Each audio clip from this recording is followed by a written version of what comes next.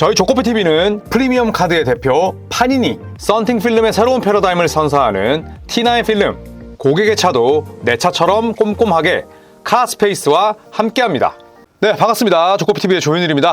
자, 미국 대표팀이 8강 토너먼트에 진출했습니다. 전체 참가팀 12개 팀 가운데 1위로 8강 토너먼트로 결국 향하게 됐는데요. 자, 미국 대표팀이 3경기를 치렀습니다. 자, 그래서 미국 대표팀의 현재와 또 미래를 진단하는 시간을 갖도록 하겠습니다. 자, 조별 예선 압도적인 1위 미국 대표팀이죠. 평균 105.7점을 넣었습니다. 그리고 모조리 100점 이상을 넣었고 3경기 모조리 상대를 80점대로 묶었습니다. 그리고 독일과 함께 3경기 내리 상대를 10점 차 이상으로 꺾은 딱 2개 팀 가운데 하나가 미국 대표팀입니다. 그래서 2020년 도쿄올림픽에서는 프랑스와 조별 예선 첫 경기를 졌습니다. 그리고 나서 이제 쭉 연승을 달리면서 우승을 했는데 이번에는 조별 예선 첫 번째 경기부터 높은 집중력을 발휘했고 그리고 3연승으로 가볍게 토너먼트에 진출했습니다.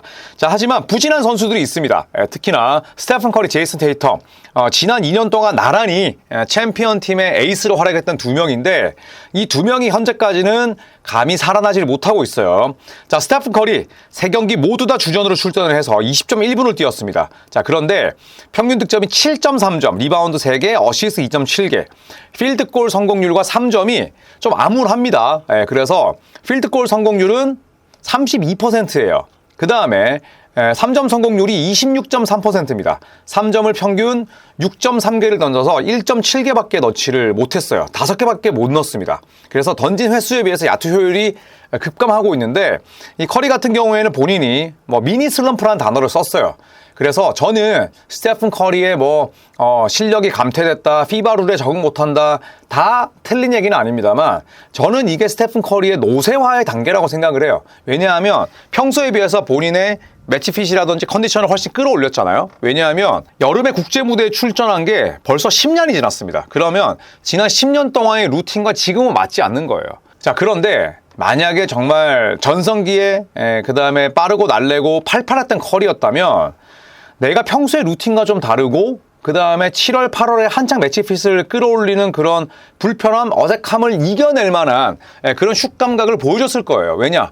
그때는 젊고 전성기였으니까. 지금은 그러지 못하는 이유는 커리가 3점 라인이 좀 다르다고 해서 그게 엄청난 슬럼프 요인이 되겠습니까? 물론 커리도 본인이 이야기하긴 했어요. 이게 완전히 NBA와는 같지 않다 보니까 그런 부분에 대한 어색함은 있지만 저는 그냥 이게 스테픈 커리의 노쇠화라고 생각을 합니다. 다만 이제 스테픈 커리가 8강, 4강 결승까지 토너먼트에서도 3경기를 치르게 될 텐데 이것보다 만약에 더 성적이 나빠지거나 반등하지 못한다면 스테픈 커리도 굉장히 시즌을 앞두고 좀 찜찜하게 올림픽을 끝내야 될 수도 있지 않나 이런 생각이 듭니다.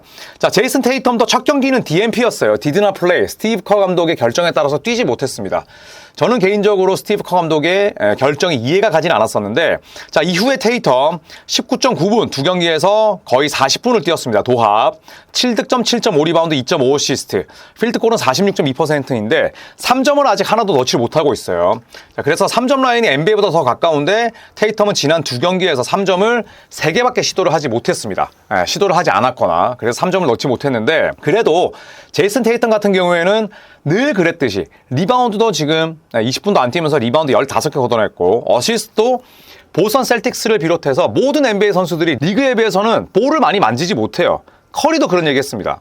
변명은 아니지만 내가 볼을 많이 만지지 못하고 굉장히 함축된 시간 속에 슛을 많이 던져야 되다 보니까 이 부분이 어렵다는 이야기를 했거든요.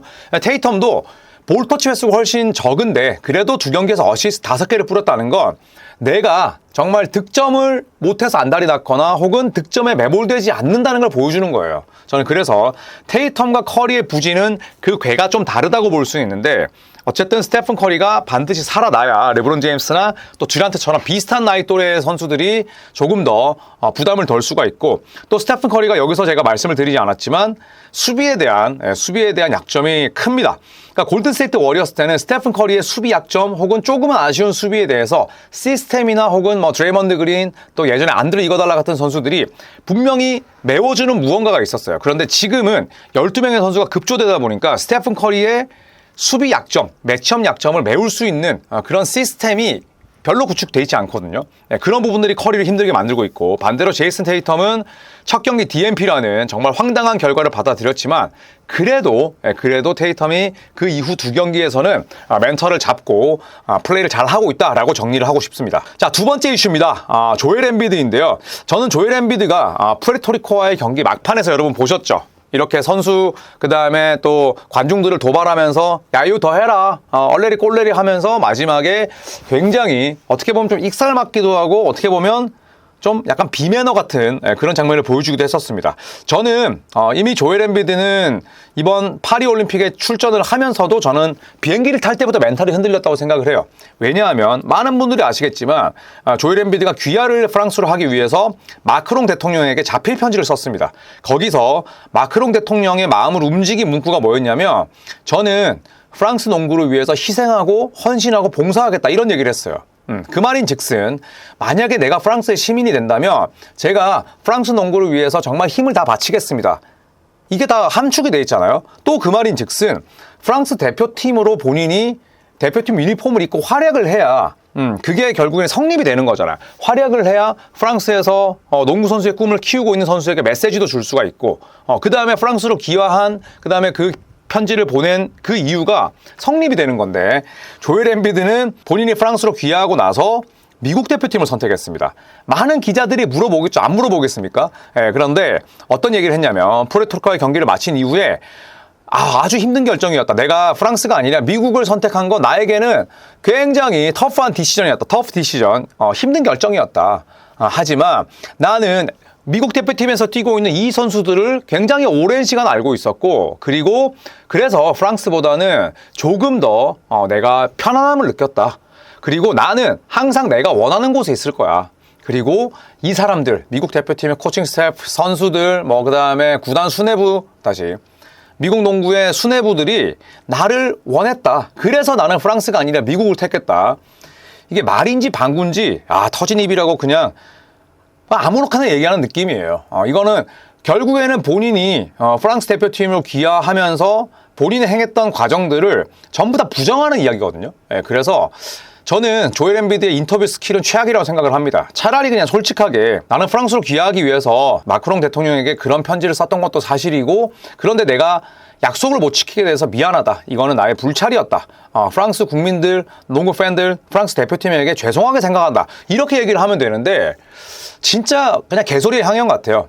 그래서 저는 조엘 엠비드가 지금 프랑스가 아닌 미국 대표팀을 선택한 이후로 잘하고 있지도 않잖아요.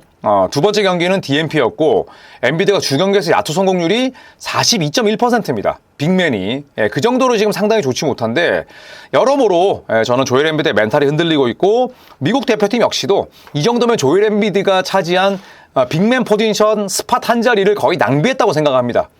서로에게 득될 것 없는 그런 선발이 아니었나 생각을 합니다. 자, 그렇다면 영건들의 현재까지 활약상은 어떨까요? 자, 물론 뱀 아데바요, 데빈 부커, 그 다음에 제이슨 테이텀 이런 선수들도 젊죠.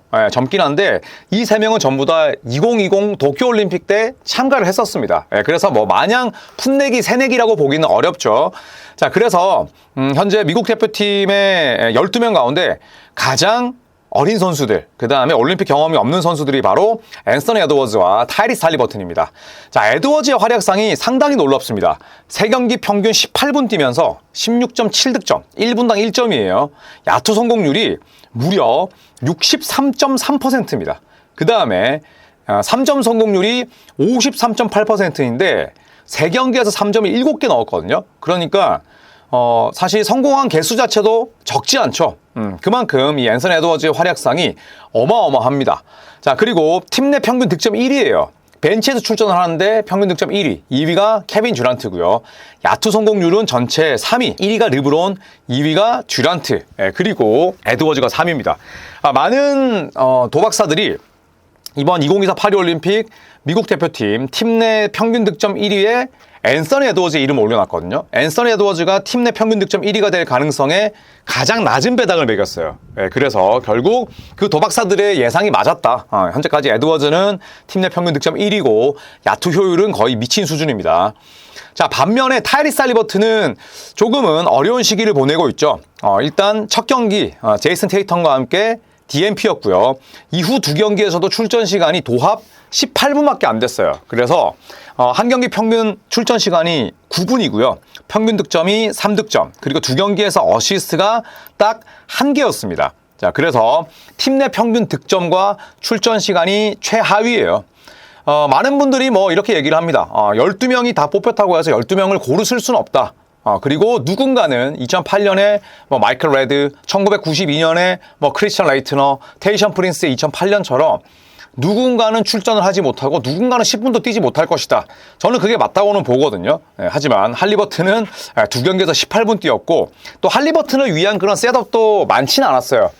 저는 지금 12명의 멤버들 가운데 플레이메이킹, 뭐 흔히 말하는 리딩이 되는 선수는 이름값도 떨어지고 또 가장 어린 축에 속하다 보니까 할리버튼이 많이 뛸 수 없는 거는 맞아요. 하지만 할리버튼이 두 경기에서 18분 뛰면서 어시스트 1개는 할리버튼만의 문제일까라는 생각은 좀 듭니다. 그래서 할리버튼을 위한 디자인이 과연 있었을까? 뭐 이런 생각은 드는데, 자, 과연 할리버튼이 토너먼트에서는 또 어떤 역할과 그리고 비중을 가져갈지 한번 지켜봐야겠습니다. 자, 그리고 마지막 이슈입니다. 듀란트, 르브론. 자, 언제까지 미국 대표팀에서 이 두 명의 존재감이 발휘될까요? 진짜 한편으로는 경이롭습니다.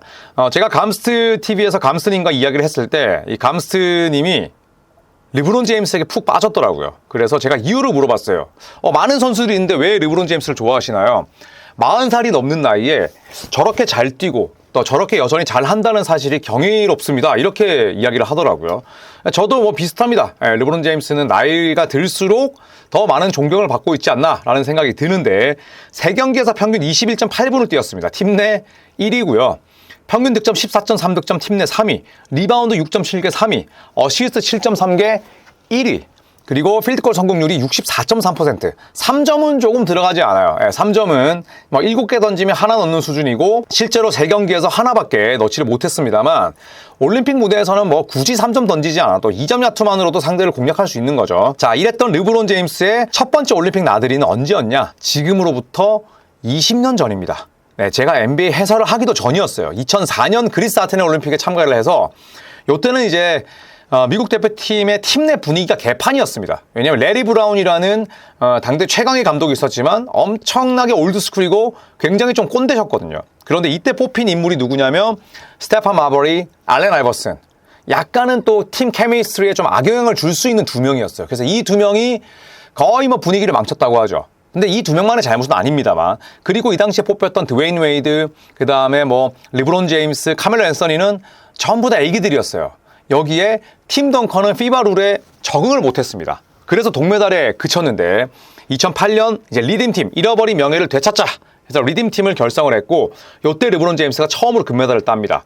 그리고 2012년에 런던 올림픽에 참여해서도 금메달, 그래서 연속 금메달을 차지했는데, 2016년과 2020년은 불참이었어요. 그래서 케빈 듀란트가 무슨 얘기를 했냐면, 우리 미국 대표팀이 르브론 제임스를 너무 오랜 시간 기다려왔습니다. 내 옆에 르브론 제임스가 있고 르브론이 플레이하는 방식을 보면서 나는 얼마나 다행인지 모릅니다. 정말 그리워서 미치는 줄 알았습니다. 이런 얘기를 했어요, 듀란트가. 그러니까 정말 슈퍼스타들이 많이 뽑히는 올림픽 무대를 할지라도 르브론 제임스가 있으니까 다르더라. 케빈 듀란트가 그런 이야기를 했어요. 자, 그런 케빈 듀란트도 대단합니다. 3경기에서 19.2분을 뛰었는데 전부 다 벤치에 출전을 했어요. 듀란트는 2012년 금메달, 16년 금메달, 20년 금메달을 따면서 계속 주전으로 뛰었습니다. 그런데 이번에는 종아리 부상 때문에 쇼케이스 5게임을 빠졌고, 그리고 계속해서 벤치에서 출전을 하는데도 19.2분 뛰면서 평균 16득점, 앤서니 에드워즈에 이어서 팀 내 2위고요. 리바운드, 어시스트, 필드골 63.6%, 3점 71.4%, 3점은 대회 전체 1위예요. 71.4%. 이건 진짜 미친 거죠. 7개 던져서 뭐 5개씩 넣는 거 아닙니까? 자, 그래서 듀란트는 이번에 금메달을 차지하게 되면 12년, 16년, 20년에 이어서 2024년 금메달까지 금메달을 총 4개 획득하게 됩니다.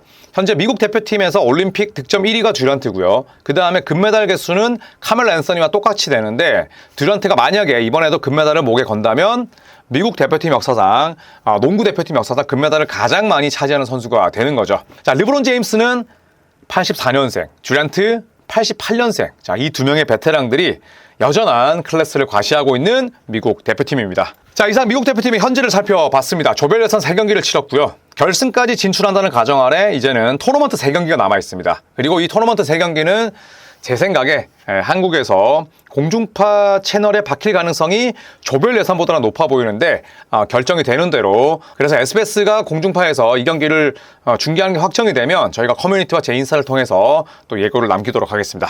고맙습니다.